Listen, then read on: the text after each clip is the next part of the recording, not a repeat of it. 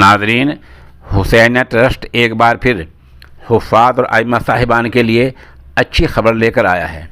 Trust के chairman जनाब क़ारी मोहम्मद कलीम क़ासिमी ने सोशल इंडिया न्यूज़ के इस नमानगार को 24 घंटे पहले बताया है कि वो इंशाअल्लाह अज़ीज़ इसी माह रमज़ान मुबारक से पहले ज़िला शामली और ज़िला मुज़फ़्फ़रनगर के 300 इमामों और तकरीबन 700 गरीब लोगों, कुल मिलाकर 1000 लोगों को एक महीने का राशन तकसीम करेंगे इंशाअल्लाह, ऐसा उन्होंने बयान दिया है।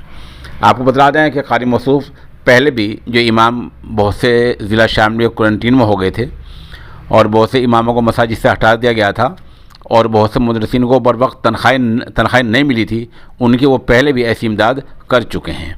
इस बार वो माह मुबारक से पहले राशन देने की उन्होंने बात कही है।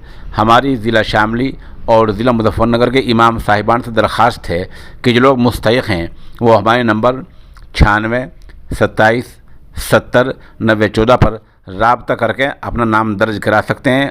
तस्दीक के बाद इंशाअल्लाह उनको इस फहरिस्त में शामिल कर लिया जाएगा।